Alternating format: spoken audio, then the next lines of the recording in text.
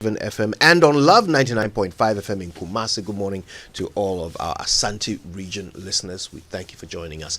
Our guest this morning is Professor Godfred Bokpin. He is a professor of finance and economics at the University of Ghana Business School. And he's joining us over the phone to talk about the recent upgrade in our credit rating by Moody's, the credit agency. Now, of course, Ghana has been through a lot. And we are still in an IMF program. But what does this upgrade mean? Prof. Bokpin will help us understand. Prof, good morning. Yes, good morning, Kojo. Good morning, Winston. Good morning, Raymond. Good morning to your cherished listeners. It's great to have you on the show again. Prof, I think the first and most important question is there something to celebrate?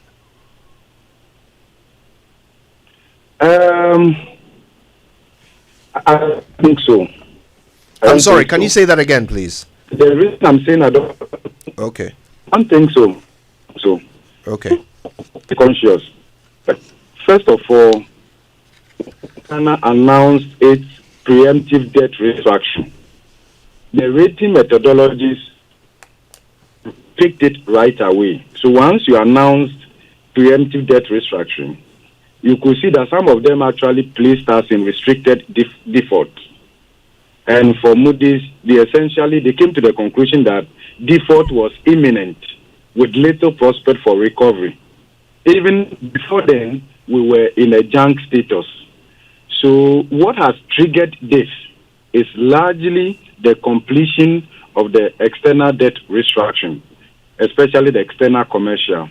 And earlier, these rating agencies had indicated that once we were successful in restructuring our debt, it would trigger a marginal upgrade.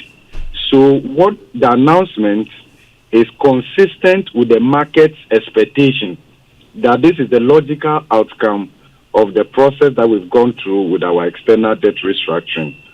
So we can say that, yes, it lifts us one notch up, but it necessarily doesn't mean that we are out of the woods, because we still have a number of steps to climb up to where our bond issue will be received well, meaning that to the point where we'll be able to borrow at a much lower rate. Because borrowing, you are mindful of both the amount you want to borrow and then at what cost. So those two factors are very important. We understand how the market works. It responds to positivity.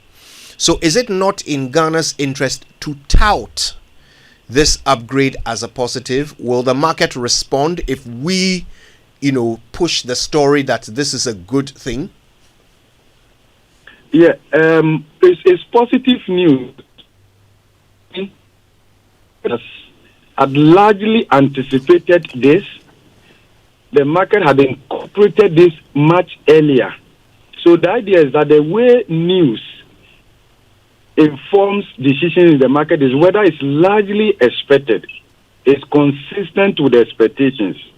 And the reality in the market is that positive news, actually, unless its magnitude is such that it's able to cause a base drift, it doesn't change much in the market compared to negative news.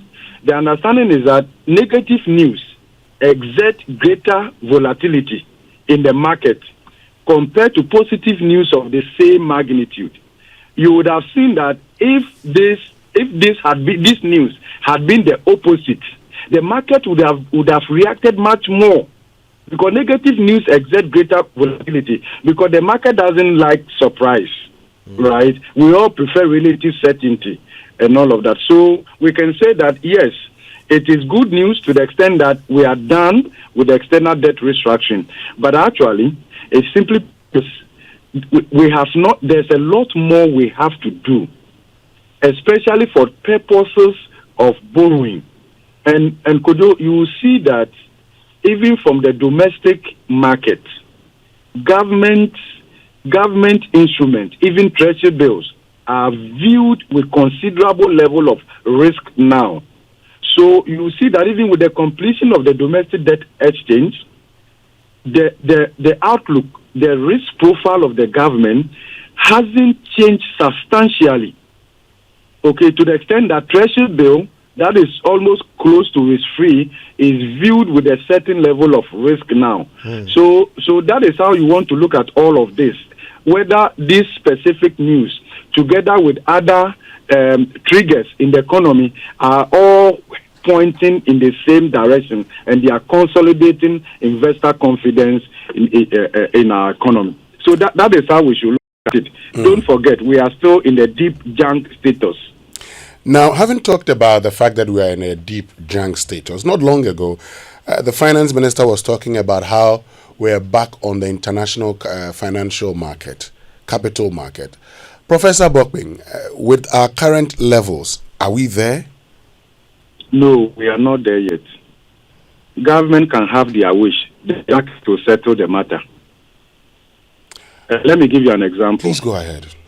In the third quarter of 2021, our government was bullish about market sentiment. In other words, they were positive that the market will receive us. On the back of that, we went to the international capital market, actually in the third quarter of 2021, and the market rejected us. So when you look at the data, Ghana actually lost market access. We were kicked out of the market from the third quarter of 2021, not in 2022. So those who followed that development, we started prompting government that there was danger coming. You've been kicked out of the market. You've lost market access. That negative news will begin to escalate, and it will lead to greater deterioration in your economic fundamentals. And therefore, we considered at that time that the optimal time for government to have approached the IMF was actually from the third quarter of 2021. With that development, government should have just been proactive. That was, in fact, Ghana and Kenya were in similar economic standing, and also in terms of how the international investor community viewed us. The difference between Ghana and Kenya from the third quarter of 2021 to now was the fact that Kenya proactively reached out to politics of pride and all of that, and putting our salvation in e-levy. And so you can be bullish about the market, but the point is that the market has a way of disciplining this. So when you come onto the market unattractive, you'll be punished. The other important thing you go at a rate that economy cannot sustain. Don't forget that you've gone to investors and asked them for a reduced coupon rate. You've asked them to take a haircut on both their coupon and also a haircut on the because your economic fundamentals could not justify their continuing to sustain those debts. It's an important point he makes there in response to your question, right? That look, at this point, even though the signals in the market might be as expected, there's nothing buoyant or exciting, and really all of this is just because people are forgiving us our debts. Exactly. And you see, I mean, making the point about the 2021 third quarter tells you that you can actually go to the market, but if you're not creditworthy, the market would reject you. Yeah. And that's what happened to us in 2021. And the moment we saw that, that's when we decided to bring about the e-levy. And, you know, we had that conversation because we said the e-levy wasn't going to work. So the economy was facing a crash. What is going to happen is that, and I've told you that you're likely to default. Nobody's going to give you money. But let's get back to Professor Godfred Bokping, who's Professor of Finance at the University of Ghana Business School. Yes, Prof, you're making a point. Please go ahead.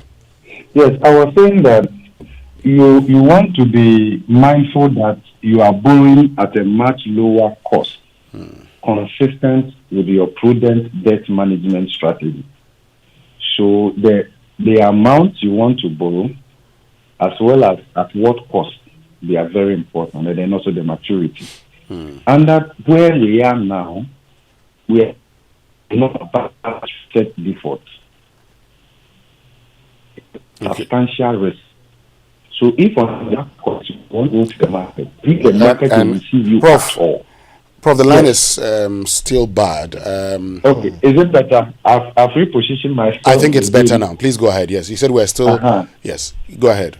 So I was making the point that even if we want to go back to the international capital market, there is substantial risk ahead of us. And investors are likely to hold out for higher yield. And that would impact negatively our liquidity position. And this may actually undo all the debt restructuring that we've gone through in the last 1.5 years. So we need to be conscious. In any case, I don't think that this year and even next year we will be ready to go to the market. Don't forget that election is just a couple of months away. Yeah. A new government will have to be formed, whether from the NPP or from the NDC. They will have to put the economic strategy in place and all of that. Right after that is 2026. Is the last year of the IMF supported program. That also presents some risk. If you look at the relief that the rating agencies are crediting us for upgrading us, 90% of those reliefs are actually clustering within the period that we have the IMF supported program. And I believe that this was done intentionally. I've said it before. It was done intentionally to ensure that once the IMF program is in force, there's sufficient fiscal space for it to deliver on its objectives. Then the headwinds will begin to cluster and weigh us down right after 2026. So if you look at the domestic debt exchange itself, the maturity clustering are happening from 2027, 2028. Yeah. Again, if you look at the external debt restructuring and you look at the clustering, especially the external bilateral and all of that. So all that we have achieved through this expensive, unpopular, let me put it that way, debt restructuring is just to create fiscal space for just like 3 years. Now, if you look at from the risk, fiscal risk from the energy sector, the financial sector, see non-performing loans going up, and then you look at also the environmental degradation, and you factor all of these things, the medium to the long term, the risk is real and it's quite substantial. So there's a lot that we have to do to ensure that we are able to access capital from the international capital market at a much lower rate. Let's come home. Our own market, where we preside over, the market is not ready to receive government, even the domestic market. Even in the short-term end of the market, in terms of the short yield curve, in the treasury bill market, government is struggling to meet its targets consistently. Even though it's treasury bill, and of course, there's no risk-free instrument anywhere in the world. For lack of it, we normally use the government bill only as a surrogate. The closest to risk-free instrument in Ghana is the treasury bill. Even with that one, investors now view that with a considerable level of risk. If you look at the new bonds that were exchanged for the old bonds in the secondary market, and you look, you can see it's gone from restructured. One objective of the domestic debt exchange, Kojo, was to introduce a low yield curve of probably below 15%. So if you see the graph, the trend, you realize that right after the completion of the domestic debt exchange, government tried to drag down the treasury bill rate. They tried to drag it down, to align it with the new yield curve the debt restructuring was supposed to introduce. It didn't work. Just a couple of weeks, it jumped up. Now, as we speak right now, the secondary trading in the new bonds is quite low. And it doesn't look like even this year or next year, government will be able to issue bonds in its own domestic market where you preside over. So there's a lot that we have to do in consolidating confidence in our economy. If you look at the literature, once you embark upon a preemptive debt restructuring, it will take you not less than 3 years, right, before you can go to the market and you'll be received well. But at least the good news we can say for now is that the headwinds in terms of the impact of the external debt that we have been cleared through the external debt restructuring, both external commercial and external bilateral. So we can say that is good news for Ghana, whilst it represents pain for investors, including pensioners, across the country, the region, and then at the global level. So there's still a lot that we have to do actually in ensuring that there's a clear, predictable fiscal sustainability that gives comfort to investors. Let me give you one more example here. Okay. Even though COVID, Russia, Ukraine affected virtually every country, if you look at the resilience of certain countries within the region, that we can even say they are our regional peers. I'm not even talking about structural peers or aspirational peers. Our regional peers, including a small country like Benin, Cote d'Ivoire. Okay, if you look at the resilience of their economy, even though COVID affected them as much as Ghana, the resilience of the economy was much stronger compared to Ghana. And this year, these were the 4 countries, including Cote d'Ivoire and Benin, who had gone to the international capital market and borrowed at quite a fair rate. That's very important. And if you compare the economic fundamentals, you can see that Ghana is a little behind. So we need a lot more time of consistency in improving the reforms and ensure that growth is stable, steady, and then also that the fiscal situation improves, not only in terms of improving your domestic revenue mobilization, improving expenditure efficiency. And let me say this, it is never true, and this story has lived with us for so many years. Our underdevelopment is not because we have not generated enough tax revenue. Even though structurally, our tax to GDP ratio has been low, and we need to improve on that, it has never constrained our government from spending. Okay. It is spending that stimulates growth. But it's not the volume, it's the efficiency of the spending, the quality of the spending. That is where the growth will come from. We have not been able to guarantee that. All right. So, in effect, we are still junk status. Yes, we are still in a deep junk status with quite substantial risk ahead of us. And since we are far away from the international capital market, nothing will change really. In the next 1.5 years, I don't see much changing. Of course, the election represents risk because the rating methodologies, they look at the political risk, the sovereign risk, economic fundamentals, institutional quality, and all of that. So we need to manage this upcoming election prudently so that we do not add unnecessary to the economic uncertainty, which may affect the outlook and even cause investors working in the country. Because we have seen from all the competitive election years, investors tend to adopt the attitude of hold and see before they commit to invest in the country, either in terms of short-term portfolio flows or long-term in terms of foreign direct investment. And you check the data from GIPC. Prof, if you have no expectation of any major change in our credit rating or in our acceptability on the Eurobond market between now and the next year and a half, then I should ask, a year and a half from now, many of our debts will be due. So at that point, will things actually get better or worse? So you are right. If you look at the IMF debt work, in the original, the understanding is that Ghana will be from 20. Prof, I think it's time for another repositioning. We're missing a lot of what you're saying. Hello? Is it better? Yes, it seems better now, yeah.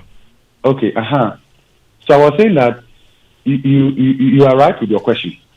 If you look at the original IMF supported program, the phasing out, it was programmed that Ghana will be able to go to the international capital market in 2027.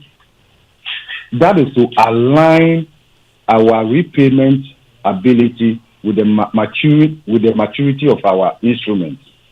Now, if you look at the domestic market, with the exception of Treasury bill, largely done through rollover, and of course we have to accommodate some rollover risk. The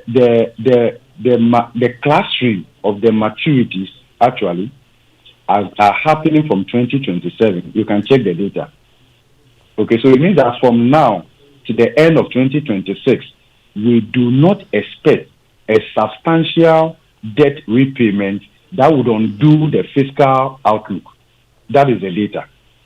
Then again, if you look at the external bilateral, that is the domestic debt that I just spoke about. If you look at bilateral, which through the fiscal credit China, you will see that the moratorium is also for a period of 3 years, largely, up to the end of 2026. Great. Then again, when you look at the external commercial Eurobonds, largely, the moratorium or the fiscal space or the relief are also clustering up to 2026. So it means that actually, if Ghana is unable to access capital from especially from the international capital market, and then also from the medium to the long-term yield of the market in Ghana, then the challenges will be more pronounced. That is how we should look at the modeling. So if from 2027 we are unable to enter the market, both the medium to the long-term end of the domestic market, and then also from the international capital market, then the risk will be crystallizing, and for which reason uncertainty or other development, it will trigger other development. So from now to the end of 2026, per the debt restructuring perimeter, there is considerable relief and space for us to continue, even if we are unable to access capital from the international capital market. And given the IMF inflows, concessionary inflows based on the program, and then also from the World Bank and other bilateral support, together with the relief. Remember that once we will not be servicing our debts based on the old debt parameters, there's that amount represents fiscal savings for the country. And already it has contributed to swelling up our international reserves with Bank of Ghana, because from December 2022, we suspended coupon payment and we've saved in excess of $2 billion from that end. Prof, before you leave us, I mean, you've talked about how things like elections end up, factoring in the risk profile calculation done by some of these credit agencies. What about things like Galamsey? Would our ability or inability to manage our environment or our ecosystem, our poor sustainability record, will these things come into the calculation of our risk? They are imminent, and this is not speculative. We are engaging, and we have been talking with the IMF and the others. And do you know what we are pushing? We are pushing for environmental sustainability to be included in the Article 4 surveillance for Ghana. There can never be any economy without environmental sustainability. There cannot be any sustainable. Prof, I think we're losing you again. Is it better? Yes. Oh dear. Oh, this is so unfortunate. Prof, it's a signal problem. I think we're going to refresh that that phone line if we can. But we're also hard pressed for time. It's 9:30. That was Professor Bokbeden. We'll see if we can get him to make that, expand that point at a later date. But we got the general idea, right? That the IMF is seeking to include environmental sustainability in the what we might describe as conditionalities of the IMF program. Now that would be significant if indeed they manage to do that, because it would hold us to a standard which we have hitherto never been forced to operate to. So we'll see if we can get Prof. Bokbeden to conclude that point with us at a later date.